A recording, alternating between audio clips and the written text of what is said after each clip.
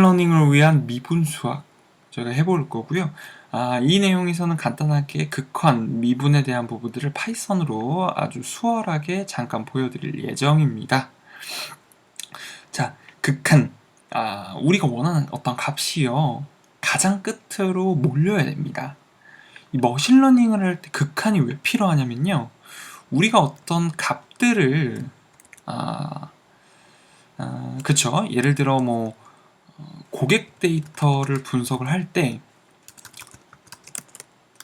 자, A 고객이라는 사람이 있습니다. A라는 고객이 있어요. 이 고객이 어떤 것들을 구매했는지를 확인하고 이후에 어떤 상품을 구매할지를 우리는 예측해야 됩니다.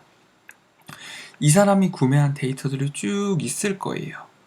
그 데이터들을 놓고 봤을 때 가장 가능성이 많은 거를 골라내기 위해서 가장 최적의 값을 찾아내야 됩니다. 최적의 값을 집어내려면 그거보다 더 나은 이전의 값들은 전부 다 쳐내야 되거든요. 그러니까 그 값들을 지속적으로 쳐내는데 이 극한 값이 필요합니다. 가장 우선된 최고의 값을 찾기 위해서 극한 값이 필요합니다. 그래서 극한에 대한 간단한 예시인데요. 이렇게 이제 0과 15로 시작하는 하나의 포문이 있고요. 제가 거기다가 점을 찍었습니다. 점을 이렇게 쭉 찍으면 이게 지금 극한에 대한 값인데요. 값이 동일하게 이렇게 쭉 올라가는 걸 볼 수 있죠. 근데 이거를, 이 극한 값을 활용해서 값을 줄여야 되는 게 맞는 거잖아요. 그래서 이 극한 개념을 어느 정도 간단하게 이해를 하고 극한 개념만 이해하면 됩니다. 왜냐면 요즘은 다 알고리즘이 있기 때문에 이 극한이 가장 수월하게 말씀드렸을 때 1이 아닌 값들로 최대한 적은 값을 만드는 수학 개념이다를 이해하시고 이후에 이렇게 이제 쭉 계산이 되죠. 그래서 이제 1 안 되게끔 이제 쭉 값을 이렇게 늘렸는데 이 1에서 딱 끝났죠. 극한 값으로 몰아붙인 겁니다. 그 값까지 그래프를 만들었고요.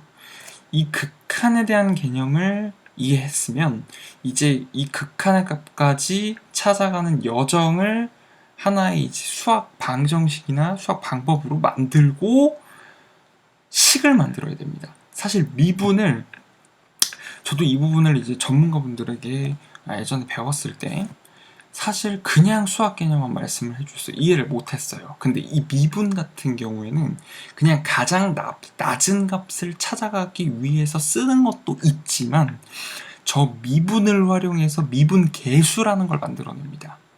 그러니까 통계학에서도 또 쓰이는 단어들이 있죠. 제가 또 얼마 전에 영상을 찍어서 올렸었는데 회귀계수 이런 것들이 또 있죠. 그런 것들과 같은 말입니다. 즉 회귀계수를 저희가 찾는 겁니다.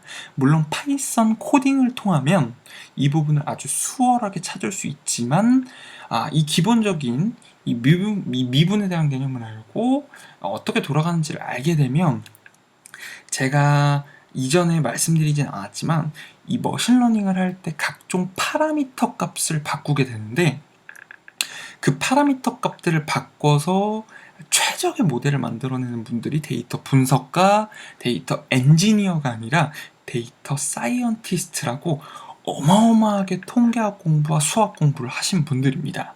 물론 컴퓨터 공부도 좀 하셨겠죠. 그렇지만 이제 그분들은 사실 이제 통계학이나 수학 쪽에 지대한 어떤 개념들을 갖고 계신 분들이기 때문에 그 정도까지는 아니더라도 우리가 기본적으로 파라미터 정도는 이해를 해서 이 파라미터 값들, 기존에 만들어 놓은 알고리즘들의 파라미터 값을 바꿔서 최적의 머신러닝 모델링을 하려면 간단한 미분 정도는 알고 있으면 좋지 않을까 싶습니다. 그래서 이것도 이제 미분에 대한 간단한 예시입니다. 이제 미분할 때 이제 가장 많이 쓰이는 게 사실 시간거리잖아요. 이 거리와 시간인데 이 거리와 시간을 나누면 이제 평균 시간이 나오게 됩니다. 그러면 이제 평균 시간이 이렇게 나오게 되죠. 그래서 우리가 이제 시간을 쭉 놓고 봤을 때 이 평균 시간이 어떻게 되는지를 쭉 나누는 겁니다. 가장 적은 값까지. 예, 그렇게 해서 속도값이 어떻게 나올까? 이거를 알아보는 건데요. 이걸 하나의 극한값으로 계속 줄여나가는 겁니다. 지금 이게 줄여나가는 행동인 거죠. 마이너스 0.1씩 마이너스를 계속 해주고 있는 겁니다. 그래서 값이 지금 보시면 시간이 계속 떨어집니다. 그래서 계속 떨어져요. 그래서 종전에는요, 이렇게 나올 가능성은 없어요.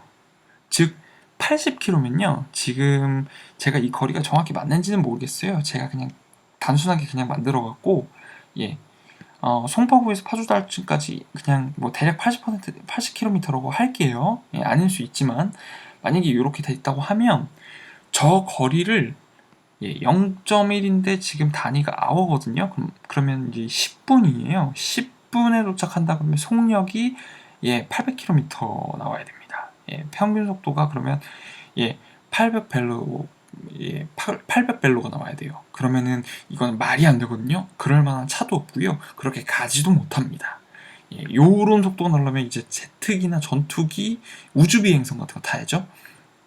그래서 이제 쭉 내려오게 됩니다. 여기까지는 이제 쭉 이제 평균 속도를 보게 되면 나올 수 있는 수치지만, 기본적으로 서울 시내에서 평균 이속도를 유지하면서 다닐 시내는 절대 없습니다. 예. 특히 요즘처럼 차 막히는 홍수철에는 절대 이속도가 나지 않습니다.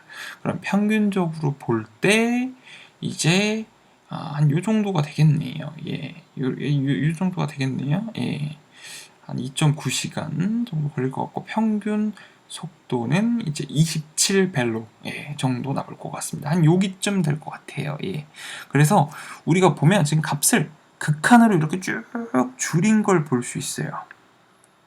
끝까지 줄였죠. 예. 근데 이렇게 줄여서 확인했으면 네, 거기서 끝입니다. 끝인가요? 거기서 끝이면 우리가 이걸 분석하는 의미가 없잖아요. 이걸 토대로 우리가 개수를 만들어서 우리가 원하는 시간을 커스터마이징해서 넣어서 값을 찾아내는 겁니다. 근데 그 값을 찾아내는 방법을 이제 해볼 건데, 여기 쭉 보면요, 우리가 아까 얘기했던 미분계수 있죠. 이 미분계수가 이제 여기서 나옵니다. 예, 회귀계수라고도 불리는 거. 요거는 이제 값을 제가 랜덤으로 꽂아 넣은 거고요. 요거 같은 경우에는 이제 알파 값과 베타 값, 예, 미분 알파, 미분 베타를 만드는 방법입니다. 그래서 값을 이렇게 넣었어요. 예를 들어 제가 원하는 건 일단 여기서 제가 어떤 개수, 이 평균값 어딘가에 이제 회귀선을 만들려면요. 그러니까 제가 어떤 값을 예측을 이제 맡길 거잖아요, 컴퓨터에. 근데 어디나 이 중간 어디쯤에는 항상 가야 되는 거잖아요. 그래야지 정답률이 높을 거잖아요. 그래서 이렇게 선을 하나 쭉 그어 볼 겁니다. 그럼 평균 가장 안정적인 선이 나올 거고요. 그 선 언저리에 있는 값들을 활용해서 제가 원하는 시간대에 값을 넣었을 때, 예, 나오는 이제 평균 속도, 예, 제가 원하는 시간을 넣었을 때 나오는 평균 속도를 얻어낼 겁니다. 자, 이렇게 쭉 계산을 해가지고요. 이렇게 지금 y 값으로 계산을 합니다. 알파 값을 만들고 베타 값을 만들었어요. 그러면 여기 베타 값이 들어가고요. 알파 값이 들어가는데 이거, 예, 방정식입니다. 방정식. 제가 이렇게 만들어서 그렇지 뭐 ax 플러스 b 요런 거, 예, 방정식입니다.